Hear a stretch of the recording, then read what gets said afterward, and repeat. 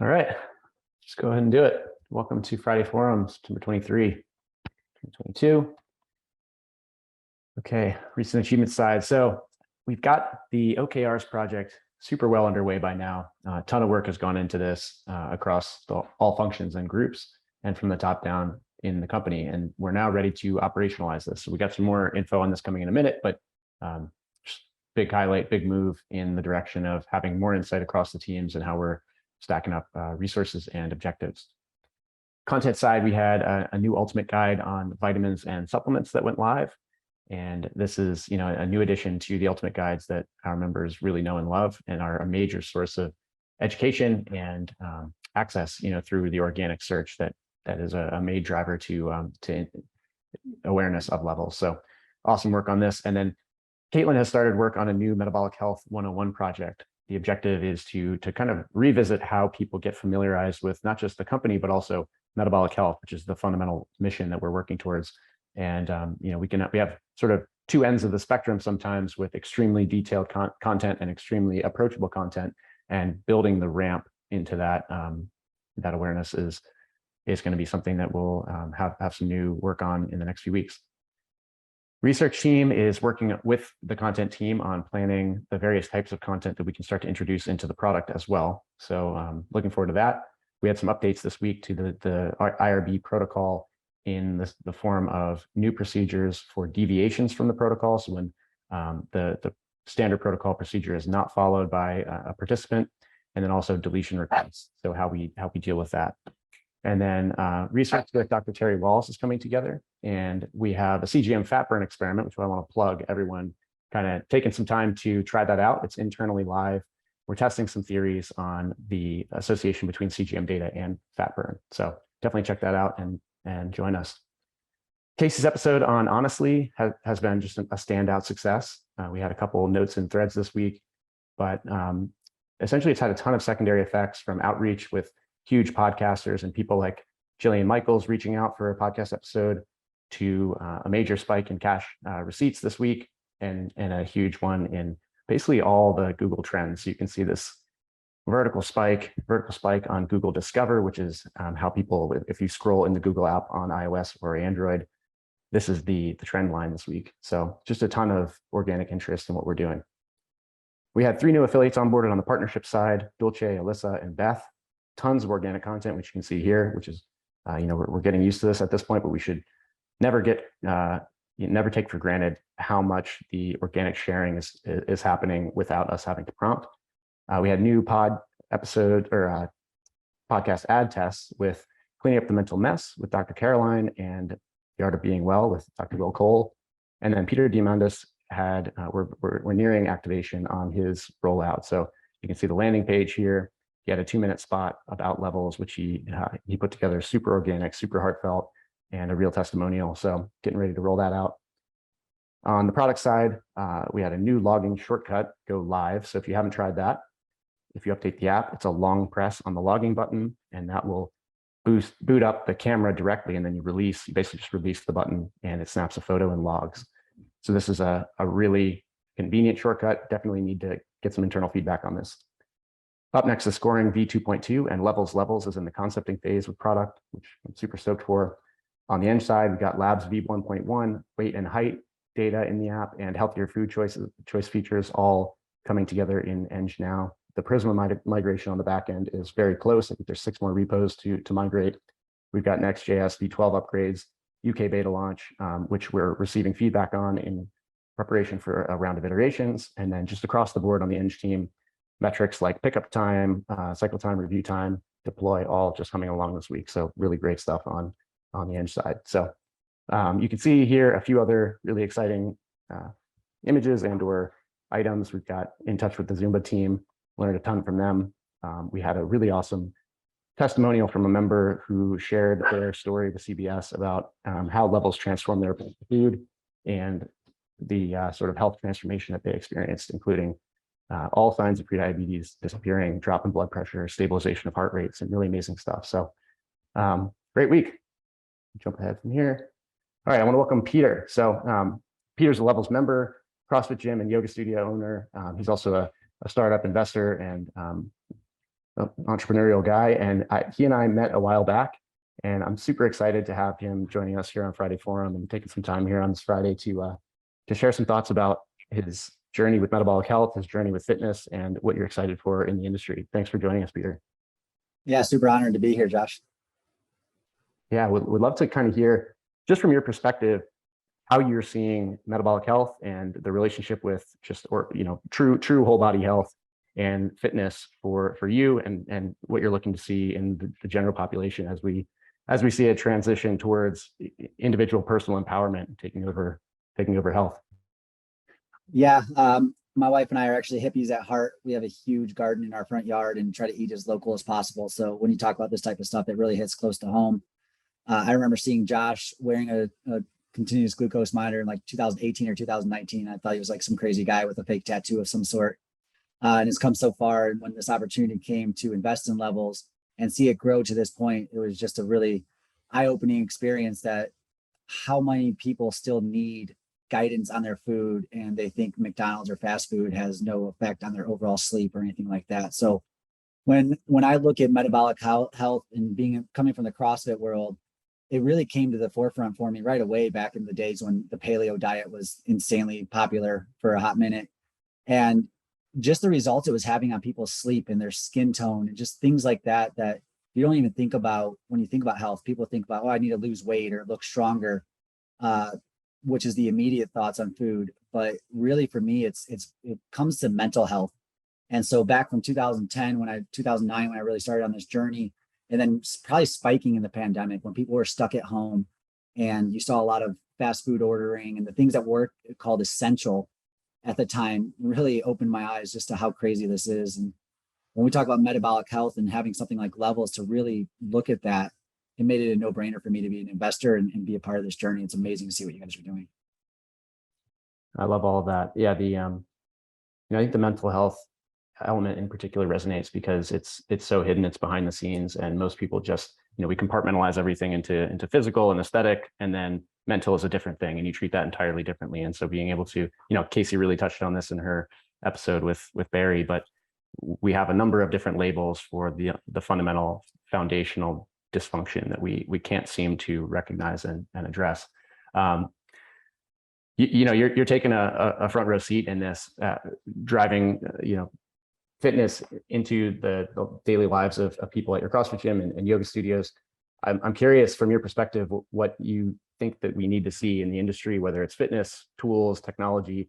What do we really need to see in order to bring about this shift in reversing the metabolic health crisis? The first big thing I want to see is somehow normalizing that wearing something like Levels or just understanding of food is normal. We've all probably seen it. Maybe someone who doesn't drink in your life, and not that I'm saying it shouldn't be a non-drinker, but you go out somewhere and someone that doesn't drink doesn't order something, you're like, whoa, why aren't you drinking? And it's like bad. It's like they're the oddball for not drinking, when realistically, we know in a sense like this, like, well, that shouldn't be a play. Like, we shouldn't be worried about that. So when I look at where we're at and what should be talked about first is how do we normalize that understanding what we put in our body causes us to have these peaks and valleys, and make people comfortable to either wear a device like Levels, which is really, I think, a great, easy solution. Let's just see the data. But then just making that what we should be eating and putting into our body shouldn't be looked at as something that's negative or positive. It just should be normal. This is who I am. And it affects me every day in my life. And that to me is, I don't know how to do that. And that's where I look at you guys. But how do we have that conversation and make it easier? I absolutely love that. Yeah, can't really add anything to it. I'm curious if there's one thing in your experience with Levels thus far that you think we need to add or improve in order to continue moving in that direction. Do you have any ideas there? Any feedback that we could take from this meeting? My lens comes from this group fitness industry. Our gym was pretty large. We had about 500 people. So a lot of times when you're introducing people to try to make nutrition a thing, we like to talk about the lifestyle of nutrition. It's not a paleo diet. It's not a fad diet. It's a lifestyle. So figuring out, to me, how you introduce something like Levels into the lifestyle and making it a component of just what you're doing, and not that tracking is the end all be all, because it's not. It's just trying to use that word normalize. So I think that there's an opportunity to introduce levels into a lot of the gyms will do like kickstart nutrition challenges or just straight up nutrition challenges. So if you could make it a part of an introductory challenge to somebody to help them understand why and what this would do for them, I think there's an opportunity there to introduce it in that level and these levels in level to introduce it into gyms or people's life in a nutrition challenge or in a way that's short term that can make it more long term. I love it. I love the idea, and certainly as we're entering general availability and starting to explore new ways to build awareness in new communities, it's certainly super relevant to us right now. Peter, thanks for joining us this morning. We'd love to have you stick around for the rest of the meeting if you're interested. It's awesome to reconnect, and just really excited for your support and for you putting not only your financial but also your mental support behind what we're doing and thinking through the challenges we face and sharing them with us today. So the team really gets a ton out of these interactions. Thanks a lot. My pleasure. Thank y'all. Awesome. All right. Next, I want to welcome Evan. So Evan has joined us on the R&D team as our first intern, actually the first intern here at Levels ever. He's straight out of University of Georgia, where he has a biological engineering degree. And Evan is hitting the ground running, helping us get the facility up and running and moving towards getting some really cool research underway. Evan, we'd love to hear a couple words. I'm not going to read your slide entirely. Love to hear some thoughts. Hey everyone, it's me. I'm Evan. I'm here at the Austin site today. Actually, I'm in one of our mini office rooms. Like Josh said, I'm directly out of the University of Georgia. This is my first job, and this has been my first week at Levels, and I've absolutely loved it. I'm learning new stuff every day. About a month ago, actually, I was more or less completely ignorant over the topics of metabolic health, but like every day that I spend here, I learn so much more, and I'm so much more convinced. And I've actually made a lot of personal life choices here recently concerning my intake, and it's really been a benefit overall. I can't complain. And the company motive and values, I love all of it. I've loved this first weekend level. Awesome. Yeah, Evan and his girlfriend Aaliyah have relocated to Austin from Georgia just in the past week. So uprooting everything, coming aboard, getting started real quick. Appreciate the work so far, Evan. Looking forward to many more projects and challenges up ahead. All right, team, please help Evan get ramped up. He's getting started fresh with all the communications tools that we're using and all the various platforms and systems of work. So best practices are always appreciated. All right, jumping ahead to culture and kudos. So yeah, just wanted to highlight once again all the effort that went into the preparation, the relationship building, which was actually multi-stage, essentially first starting with one of the producers on Barry's show and then migrating to capturing the attention of Barry and then getting onto the episode. And obviously the preparation work and the execution by Casey, just a phenomenal job. And it affected every element of the business and also will continue to have ripple effects. So I just want to surface that was I know we talked about it last week, but it's hard to cover everything. So thanks to the whole team who supported on this. And then on the eng side and product side, so we've had a really great, we're getting some great feedback, although the sample size is not complete. So it's, the whole team did not respond to these surveys. The data on the velocity and the scoping and scope creep on the product design and eng side is looking really good. So it's trending in a positive direction over the past few months. And so I just want to highlight that and appreciate all the work that's going on behind the scenes to improve systems and kind of lock in scope and be able to execute on a consistent cadence week over week. We had an on-site interview this week for the R&D team and had a couple people in town from out of town, including Ben and Pam, and Sam and Varia. And we had a little dinner here with the Austin crew. So that was a lot of fun. And lastly, we're getting some great feedback from people on the mobile app improvements, including spike detection. So I want to make sure we don't lose that in the noise. This was a big transition on the app, and honestly, all things considered, it went super smoothly, and that's a testament. So thanks, team. All right, Sam, over to you. All right, the culture slide for this week is focusing on we're a team, not a family, and this is one that can be kind of controversial for people because it can feel to some people like we're mercenaries, but that's really not the intent. The intent is to recognize that at some companies where they use the language of a family, they can really create pathological expectations and incentives for an organization where you feel like you can't leave a toxic environment because you can't leave your family. But you should be able to leave a company or a team if it's not suiting you. And so we really want to use the analogy that they use in Netflix culture around sports teams, which is we're here to win a championship. I think if you intend to build a high performing culture that focuses on performance, you have to have this mentality, and we have to always continue to seek to improve.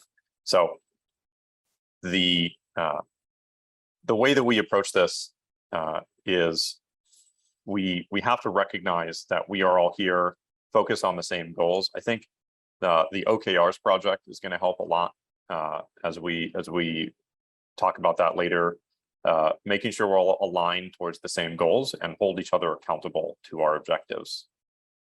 Yeah, love it. I mean, this has been integrated into the content we're producing, like the handbook, and we're going to continue to surface these sort of culture pearls here in this format. If you have any questions or any recommendations, definitely raise those. But I think this is a major component of the Levels culture. We're here to accomplish something pretty staggering in scope, and so we need to have that focus and elite execution. All right, over to Hui. Yeah. Hello, everyone. Yeah, just would like to give a quick announcement about this new memo. What is DRI database? It is aiming to provide clarity around what and how we use DRI database for to help us better keep track of responsibilities. TLDR it all boils down to accountability. And in order to be accountable for something, you also need to have decision-making authority over that thing to move things forward. It also answers some commonly asked questions such as, what should go into the database? What is the process to hold this accountability model? What if a conflict arises, and etc. The ask here is, yeah, please take some time and review this memo, digest and intake what it means for you to be a DII or the accountable to person. There's a AMA Ask Me Anything session scheduled on the Monday after next one. If you have questions, come to ask me questions and be actively participating in an upcoming auditing process which is try to sanitize and update all DI items to be currently in the database to be up to date. And after that, we will also kick off recurring auditing process to make sure things are always up to date and kept track of. Yeah, that's all. Thanks. Awesome. Thank you, Hui. Yeah, great memo. Really helpful to continue to evolve the DRI concept as well as improve the functionalization of the database. So thank you very much for that. Definitely, if you haven't seen this memo yet, it's in general. Please turn your notifications on for the general thread so that you can see these types of important updates. Okay, company objectives. Main thing hasn't changed. Level shows you how food affects your health. We're all working towards this in some capacity. If you feel you aren't, please raise that concern. And then this is how those top level objectives stack up, as well as we now have the measure of success here in an additional column. So main focuses are member retention, new member acquisition, and member health improvement. Actually, I'm going to hand this over to Lauren. I'll take the first slide and then Okay. I'll hand it off to Lauren. Go to the next one. Cool. So as many of you are aware, we've been, since about late July, we've kicked off a new set of OKRs. And as is always the case with these sorts of things, the first time you do it, it takes a lot longer. And there's a lot of deconflicting and recognizing and gaining alignment around what our goals are. And so we have the OKRs ready to go. So Lauren has really taken lead on this. So a huge thanks to Lauren for that. Sonia's been in support, especially around some of the procedural things and building systems to make sure we have ways of reinforcing it. Everything flows into these top level objectives. So if you remember how we have the functional groups, Those groups have objectives, and each of those objectives is tied to a top level company objective. And that's how everything ties in together and works. So this is these are new, but in many ways, a lot of them are projects that we've had ongoing. Sometimes we have had to readjust, but this is an effort to make sure that everyone is rowing in the same direction and that we have clarity on what we're focused on and where we're taking things. I think this is probably, as I've talked about in the past, we tried to do OKRs some time ago and they weren't as informative because the team was so small. I think this time it is going to be quite valuable in gaining that alignment. So I will hand it off for the next slide to Lauren, and she can take it from here on some of the specifics. Hey, everybody. Super excited that we are officially kicking this off. This is really just a preview because we'll be doing a fireside next week as well. So looking forward to all of the lively conversation. And like Sam said, many thanks to Sonia and everyone who helped, especially the functional leads who really did a lot of work and kind of thoughtful reflection in defining these. So from my perspective, what success means for this project is that every team at levels and every person knows exactly how the work that they're doing contributes to driving the company towards our company objectives. And so what you see here is really just objectives and key results. And you can think of objectives as the goal that the company has, as we know they're presented each week, the company objectives, but that also each function has their own objectives and that those tie directly to the company objectives. So these are the goals. And these really reflect the critical problems that we need to solve as a company in order to get to our next stage of funding, our next stage of success, our next stage of growth. And the key results are just the primarily quantitative metrics that will help us measure how close to those objectives we are and what our progress is.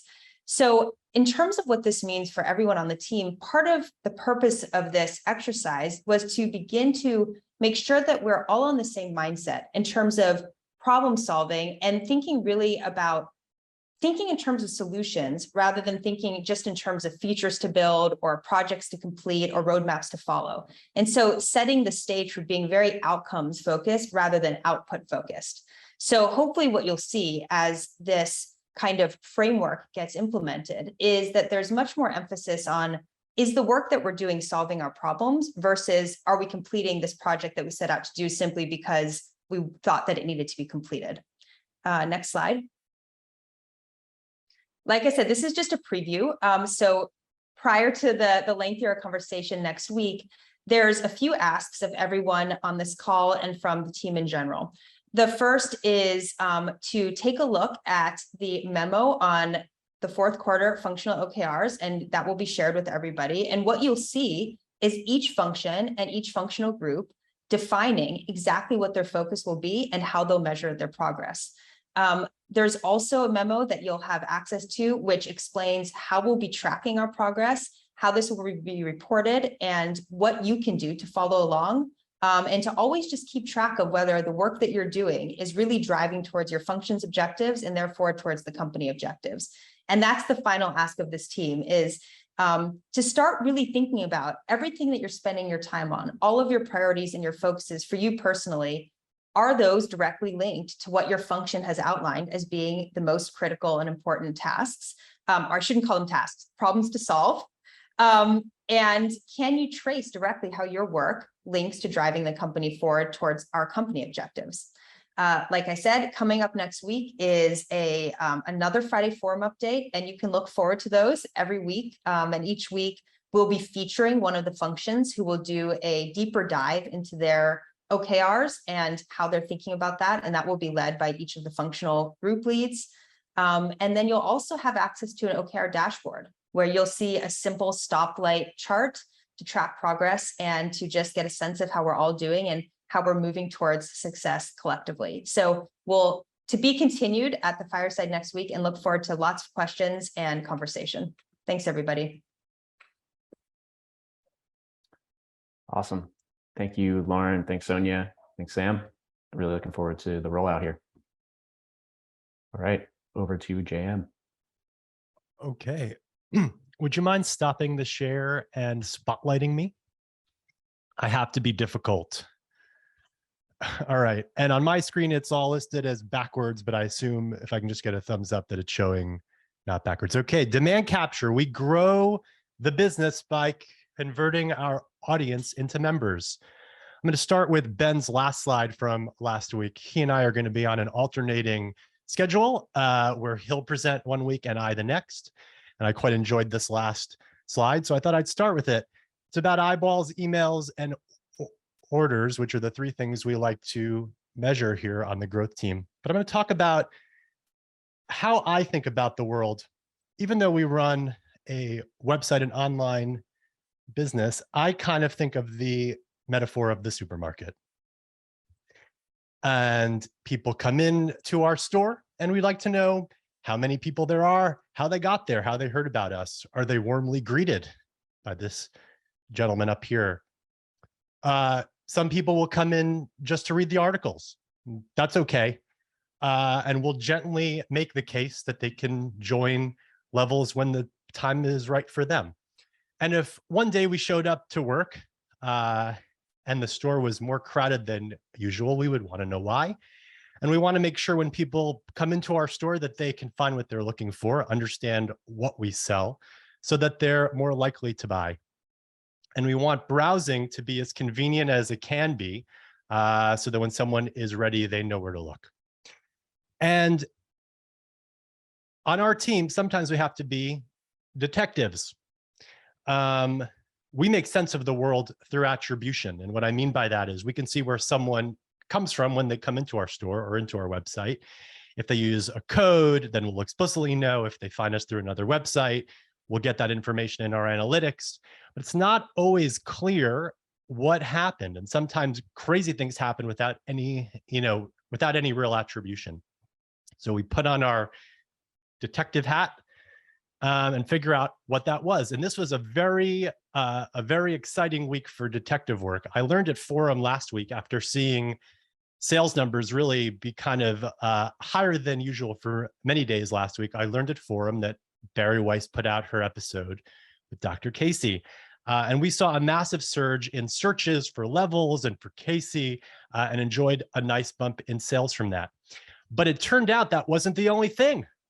Paul told me later in the week that Google Discover, which I'd never heard of, it's the native Google experience. If you get the Google app, not one of the specific ones like Photos or whatever, but just the vanilla generic Google app, they randomly show a bunch of stuff there, and they started showing our vitamin supplements and ice cream articles last week, and that's driving a couple thousand visitors a day, which is a pretty big deal.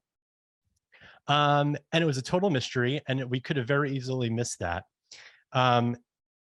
Generally speaking, SEO or search engine optimization is really the result. It's sort of an industry that's just the result of people guessing what Google is looking for, since none of the information about how the algorithm works is public. So we're in the process of doing a bunch of experimentation with different things to rank higher in Google, and we already rank very, very well. But it's far from a straightforward thing, and it takes detective work. Another place where we're detectives is in our international expansion. As we launch our beta in the UK, we're going to learn the subtle differences between our two countries, the US and the UK. These two guys look the same, but they're very different in almost every way. And so we're going to learn things, the subtle differences, like the unit of measure for CGMs, millimolar versus milligrams, but also more complicated things like language and culture, excuse me. And though we're more the same than different, international expansion is about figuring out those things and embedding those learnings in our product and growth and support work. On the partnership side, Jackie and Tom noticed that after liftoff, our partnerships really served a different use. The offer that we had been making, and all of them skipped the wait list because that was no longer a thing. There was risk of underperformance there. And so they came up with a couple of offer ideas. How do we make an offer, something that makes the ad unique and make someone interested in following that ad to its endpoint. And so we're about to launch a couple of experiments with offers. Mark Hyman has an exclusive video that he's going to share automatically through our system for anyone that buys. We have another one coming with extra months of membership, and we're excited to see how that goes. Also working with Demand Gen, Haney and Ben specifically, we put out a new experiment, an alternate way we're going to get email addresses on the blog. You may be aware that a pop-up shows up now on your first visit. On Ultimate Guide for Glucose, we created a PDF version of that that you can be asked if you want it, if you want to save it for later. This is a post that gets something between 500 and 1,000 visits a day, and it's very long and very interesting. And so that's a stylized hard version of that can be in your inbox for free. I'd be remiss to present without at least showing some graphs. You know my affinity for graphs. Here is new members by month. You can see we're coming up towards meeting last month. Our revised goal for this month is 2,545 new members, and we're trailing that by about 9% now. It was much higher than that last week. And so I have a good feeling that we're going to come in pretty close and maybe even exceed that with hopefully another strong week. On a weekly basis, last week we had 616 new members, which was the second highest since liftoff, and really the highest ever when we're not hitting the wait list with invitations. This was driven by, of course, all the things I referred to earlier. And just zooming out a bit, a graph that makes me happy. Weekly total shipments over the last year, up, up, up, up, up, up, up. And this one, blue is subscribers, yellow are first timers, green, I'm sorry, Chris Jones are replacements, and red and purple are blood and singles respectively. Thank you for coming to the live JM show and have a wonderful weekend. Thank you, JM. Insightful as always, engaging as always, and some great metaphors in there. Continuing to love learning about the growth story. Over to product. All right, welcome to the product update, September 23rd. If you remember from last episode of Friday Forum, we talked about the metaphor of cake. That product is like a cake, a beautiful cake that you see here, which is made of layers that really drive what we're trying to drive for our members, and which are effectively engagement, retention, and then delighting them. If you go to the next slide, please. So our bakers are hard at work baking this cake that we hope people will love, and it's delicious, and people want to purchase this cake. But then we thought about it more. What can be even better than a delicious cake? Next slide, please. A delicious cake that rates a 10, a perfect 10 on levels, which effectively helps you maintain your good health and makes you want to come back because it tastes good and it rates really high on the metabolic scale. So we're hard at work making a beautiful, tasty cake that rates really well for your metabolic health that you want to come back to over and over again. Next slide, please. All right, so what is this cake made of? What are the layers of this cake and what are the ingredients? So as you all know, we're investing heavily on content. Content is the lifeblood of the app, which drives the insights. And we have 3 channels where we're communicating this content, we plan to communicate this content, which is personality-driven content that the team has been hard at work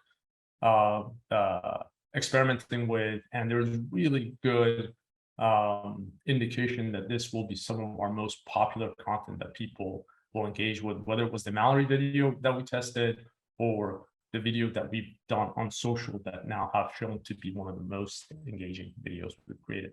Event-based insights, we continue to grow those, and the pipeline looks really strong, and really proud of the work that the team's put together. Big thank you to Mike D and people that have been really helping him drive that. And then healthier food choices, which is in production, and hopefully we can ship it soon to our members and see how that works out. The second one, our superpower really is biofeedback. And currently, obviously, we have the CGM, which helps people see on a minute-to-minute basis how their glucose is responding at a molecular level to the food that they eat. And we're turning that into a score. And I'm going to talk more about that in a minute. Labs, which we're investing in heavily, that gives you more of a picture of the rest of your health. Glucose is not everything. There are a lot more things that we need to track to make sure that we get that feedback from our body. And there's some more exciting things to go kind of are in the hopper that we're thinking through for feedback. And keep the suspense for that for now. All right, engagement. So how do we make all this interesting and fun and personalized? So this is all the other interstitial tissue that we're creating to boost the ability, to boost the motivation and to boost the rapport, to make people want to eat that cake. And so really with this, which is our superpower of content, biofeedback, and the magic of the experience, with our expert bakers, we hope to make this cake that people want to eat and come back over and over and over again for many years to come. Next slide, please. All right, so what are we working on? Levels. I'm really excited about this, and Alan's going to talk us through a sneak peek of what this looks like. I hope you really like it. And Labs 1.1 and what the 2.1.1 is now in production, handed off to engineering. Big thank you to Cosima and team to really making this, and Victor to making this a possibility. And then we're also finalizing the structure of 2.0. And I hope that this will really make a difference in how people engage with our lab product. In-app content, continue to push forward there, as I mentioned, with Stacy, Mike D, David, and the rest of the team really supporting. And really big thank you to the rest of the company getting involved here, whether it's Casey, Sonia, Haney, and the rest of the team. So really proud of the cross-functional work that's happening here.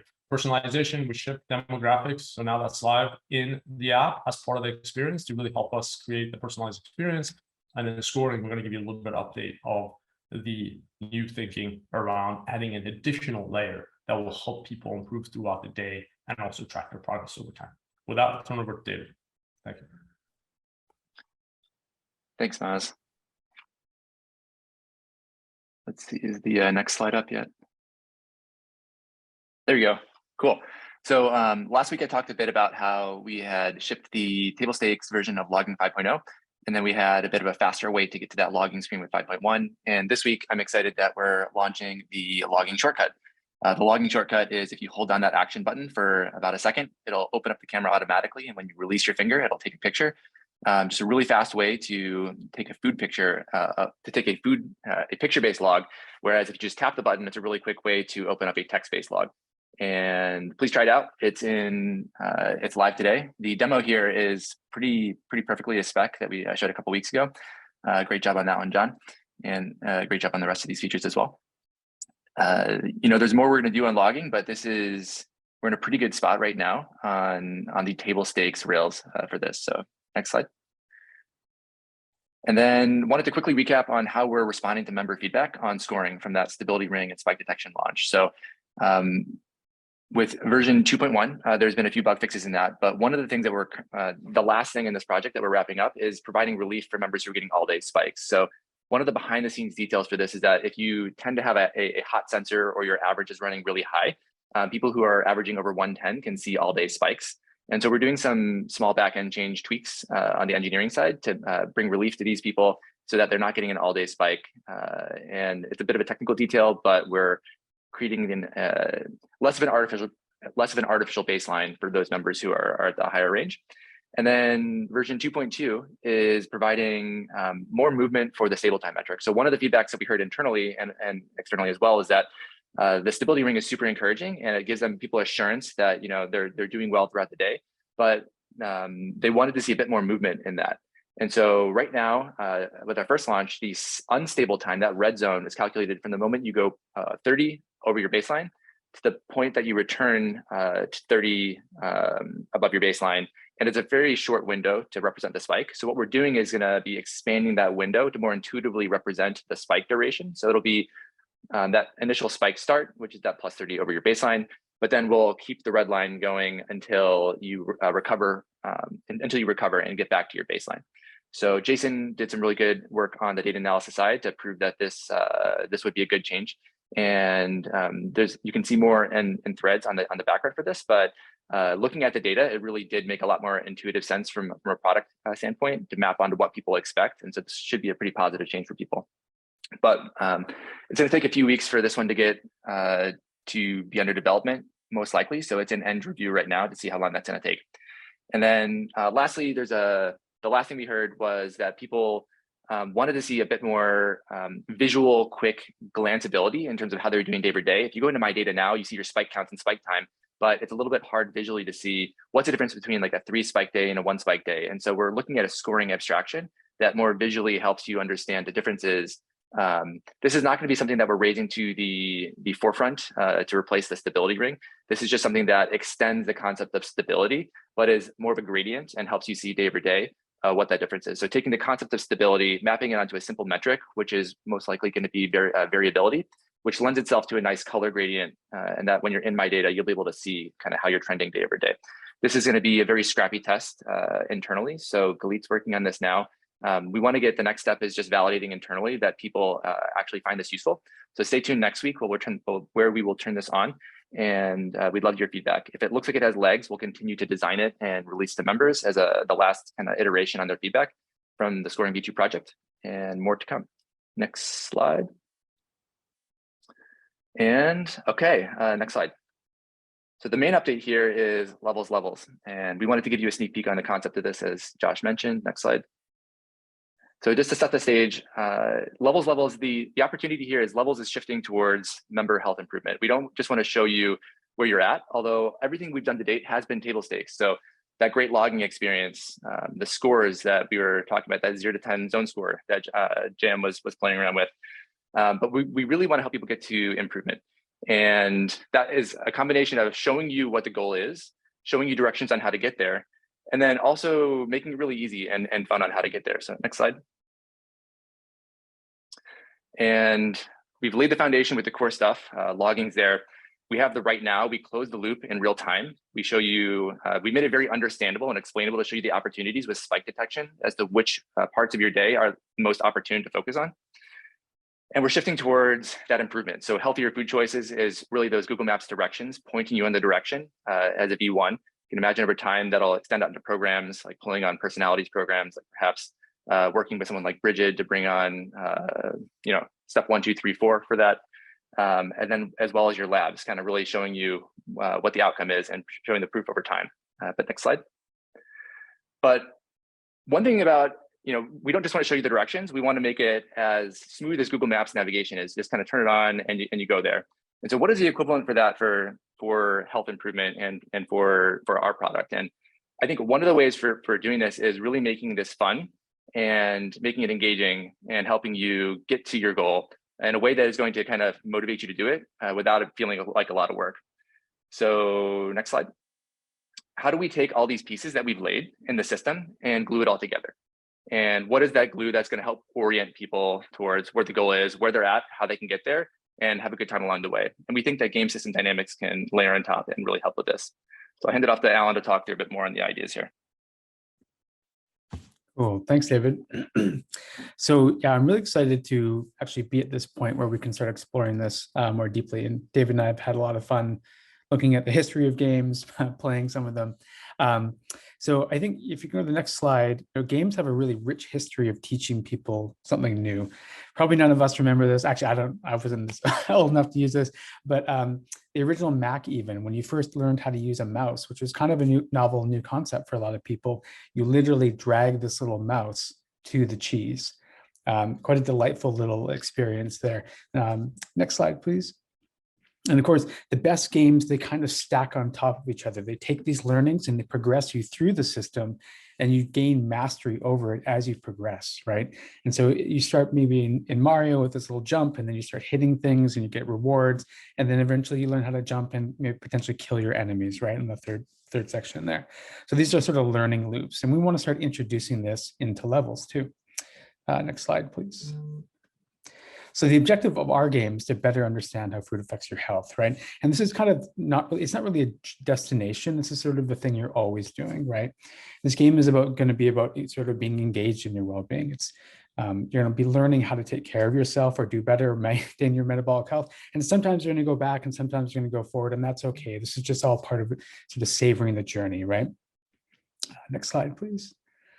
And so to move forward in this game, progress will be earned through what we're calling experience points, this common game nomenclature, but we're probably going to sort of explore and see, what we might potentially call maybe metabolic points. I don't know.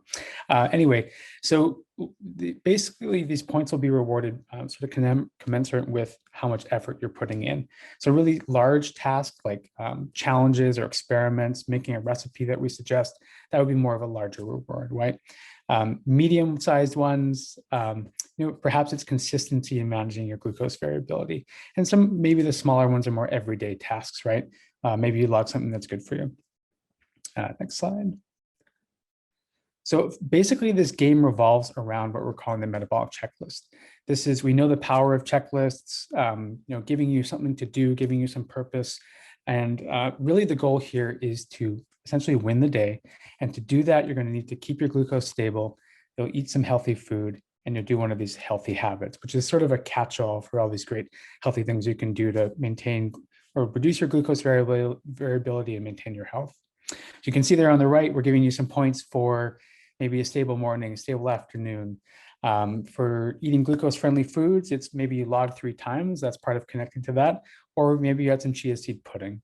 We want to find a way to actually reward you as much as possible without it being annoying. So it's not just having stability for the whole day. We're finding all these little moments that we can build upon to make it kind of fun. And I think part of this also will be there's a lot of randomization. You won't always know what you're going to be rewarded for, and we can continue to stack on this. I'm really looking forward to brainstorming with all of you and Casey and so on to find all the interesting things that we can build upon here. Next slide. Yeah, so every ingredient we hope will count in some way. If you're eating a bunch of anti-inflammatory foods, you should know about it because you might not even know it. We give you some points. Or you're having kale or chia seed pudding, right? We want to make sure that we call that out and give you some acknowledgement. We think this might potentially reframe some of the logging as well. So it's a little bit less than about what did you have and more like what was in your food, right? Next slide. Thank you. And we're going to find a way to bring back challenges. Challenges were a much loved feature early on. We had a hard time figuring out where to put them. This is more of a structured task. This is where you follow a specific protocol that we provide for you. And this is going to give you a much more clear picture of how to close the loop on your choices. And of course, because it's so much more work, you're going to get a lot more points for doing them. And we're going to potentially reveal new challenges as you make your way forward along this journey. So maybe at the start, you come with maybe one of the most basic ones. Maybe it's like the coat challenge or something like that. And as you continue to go on, you'll start to get a bit more involved, a little bit more interesting. Next slide, please. And of course, this list, as I said before, could get really long. There's all kinds of things we could call out. We need to find a way to manage this, especially if some of you are logging every single ingredient in your food. But I think this is actually kind of a good thing. This is a good problem to have where we're saying too many good things about your day. So we're going to talk about this. We're going to brainstorm how to solve this, but I think this is really fun. We talked also about potentially having things like multipliers, right? You get a stable morning, a stable afternoon, a stable evening. That's a no spikes all day, and we give you a bit of a multiplier for that. Or potentially, having streaks and things like that. Streaks will play a big role in the experience moving forward because we know that there's going to be users that aren't logging everything and they're just observing and following their healthy routines to stay stable. And so that's actually, I didn't really call that out in this presentation, but there needs to be a balance of both the active rewards and the more passive ones for those who are sort of in maintenance mode. Next slide, please. So giving you a little bit look at this, I mean, these are all wireframes, so don't get too hung up on any of this, but we're probably going to bring this pretty forward into the dashboard. So give you a little bit, have this little affordance near the ring that will show you how you're doing towards building progress on that level. We don't know how many levels you're going to have yet. We're going to explore the math behind this a little bit further along. But as you build this, so start coming forward, potentially you level up. There's the big ring showing you leveling up. And the next slide, please. Yeah, and so again, these are wireframes, but we're going to try to take advantage of this big rich spot at the top. We're going to be showing, when you log healthy food, maybe you have a stable morning as you progress up, yeah, and so on. So I think that's it for this update. It's all still pretty rough. The game system is developing, and hopefully show you more soon. One quick follow-up on this one. I just wanted to say that a lot of this stuff they're super deep rails. And what we really focused on was the skateboard here. So like, it's just the core kind of basics. And do we think that passes the sniff test? And this is just the concepting. What you're seeing here, we haven't even done any of the shaping. So this is just like very high level. What we really need to do is dive deep into the mechanics on like what deserves a streak, what deserves a multiplier. And like Rob was mentioning in the comments, like we need to be very thoughtful about how we, what are we trying to incentivize? And this isn't about driving everyone to a flat glucose line. This is about rewarding the inputs that are healthy choices. And so you can imagine that the multipliers might exclusively be for chaining days together of logging healthy micronutrients or something like that. We need to figure out the things that we're aligned on, that we do want to encourage, and the things that are sort of off limits. But these are all very deep tracks that are going to require a lot more thinking. But the good thing here is that we can do the smoke tests here on the skateboard fashion, see if any of this resonates. We can quickly, double down on what works, figure out what doesn't. But we're going to need the whole team to engage and help us with ideas on what are the paths that we want to go here. Really working very deeply with both the data teams to understand what we're seeing in our member data, the research and medical teams to understand what is the science and what do we want to incentivize. And then, everyone else at the rest of the team, we all are using the product. We talk with customers. What are going to be the things that will resonate? I just want to add one thing before we move on to, I've seen some of the comments there. So any real world life game, there's going to need to be defined guardrails for this. So we're definitely going to try to find a way to ensure that both the game doesn't lose sight of the actual health that you have and sort of the things that are adverse to that. But we also need to be really mindful of these things. So I think you're going to see us unroll anything like we might think of as like engagement juice. We want to make sure that it's squarely focused on you. Missing from this presentation was competition. There won't be an element of competition in this. This is about you. This is about your health, less so competing with other members of the team. So just want you to, we'll call that out. And I think we can also have a more in-depth presentation later too. So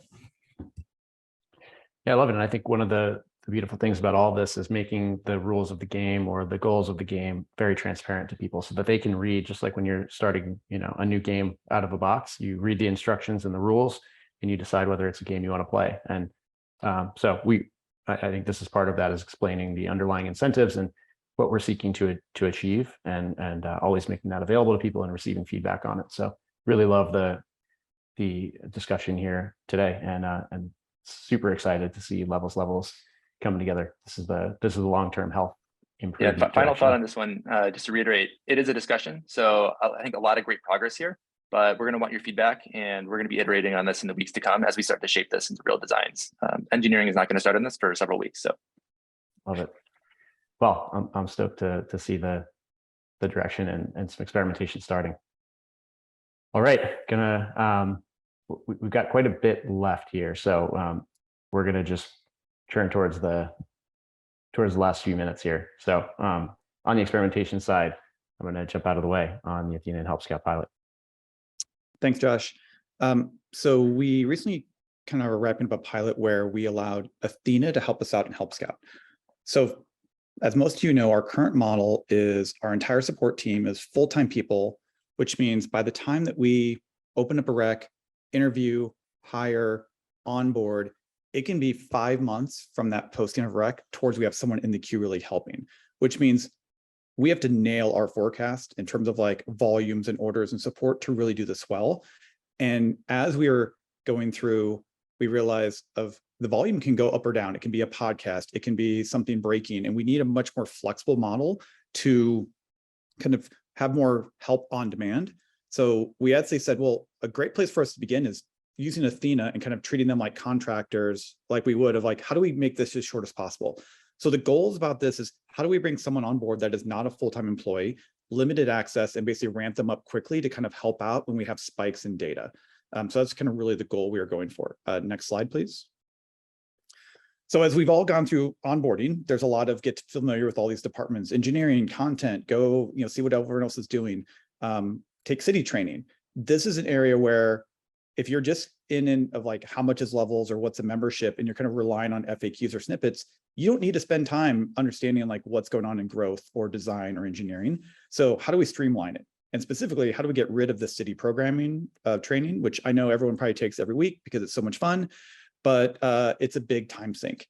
So we really kind of said, what can we do? And it's really pre-sales and order management. This is the biggest area for focus for this group. It's not, can you solve everything, but just more, hey, can you take things out of the queue and provide more coverage? Next slide, Josh. So when we look at just these two categories, another area was, well, right now, all of our support members will go through and answer every question. How do we create a sense of triage? Can we flag things so that if someone's coming in and their scope is only pre-sales or support, can they actually get ideas of like, oh, this has already kind of been pre-categorized in areas that I can do versus having to read through 10 cases to get to one. So within Help Scout, we created a number of workflows that are looking for basic keyword, looking if they mention price, if they mention cost, if they mention where's the status of my order, it automatically flags it with an order management or pre-sales flag. And those two categories, so if you look at pre-sales, it is 15% of our volume today. And when I actually looked at the accuracy of this kind of AI model, it was 30% accurate. So not great around pre-sales. On the order management side, that is 30% of our volume, and we are 50% accurate in terms of identifying order management. So a little bit, we can tune this. It did a pretty good job in the order management, but this is almost half of our volume on things of what is levels, how much did it cost, and where's my order? Next slide, please. Another area was, how do we give people that are not full-time employees or even Athena access to Retool and limit their access? So we created a folder that only Athena has access to. We took some of our key dashboards like the member show and made a limited version where we removed PII, we removed actions that they could actually see glucose. So it's trying to strip down and really limit the data they can see in Retool to kind of say, how do we give this as opposed to you have to be a full-time employee to get access to Retool? Next slide. Sorry, I'm going through this quickly, but it's the 1.5x speed version. A little bit of kind of the quick results. We're going to be doing a deeper dive on this. In terms of the quicker onboarding, super successful. Roland and Nina, I think within 3 days, were answering tickets in the queue. They helped out on a lot of different areas, so it was very quick to get them up and running. The AI for triage was a bit of a mixed bag, not great on pre-sales, but really good on order management. The Retool access, even though we didn't leverage this a ton, I think it created a framework that we could use this for other areas around delegating to Athena or contractors to kind of give them a lockdown version. On performance, over the course of a couple of weeks, they took 167 cases with a 96% happiness, which is incredible. And they specifically helped us on the Ask the Audience, which drove 150 cases to us during a time we were busy, and we just handed all that to Athena and said, take all of these, which are kind of more cookie cutter, and just get them off our plate. And they were super helpful on that one. Last slide. Next steps, we're doing feedback now from all the team, what went well. We're going to create a roadmap of how would we onboard a contractor to kind of do this model and kind of like lay it out, and then eventually start looking at using the contractor model to scale support expansion and really in terms of like augmentation. Sorry for the lightning fast version, but thanks. Perfectly executed. Thank you, Chris. And very, very interested in the continued experimentation here and love the direction it's taking. Thanks, team, for continuing to explore ways to scale ourselves. All right, quick hiring update. So we've got Priya and Sean both starting. Sean will be next week and Priya October 17th, software engineering and support associate, respectively. Excited for their joining. And then we've got our roles still up. If these are up, it means they're live. Please reach out, send your information or forward on to somebody who would be a great fit for Levels. Okay, we made it. We're right at the buzzer. Thanks, everybody. Awesome week. Obviously, tons of great discussion, tons of great info and data, and have a great weekend. Enjoy yourselves. See you next week.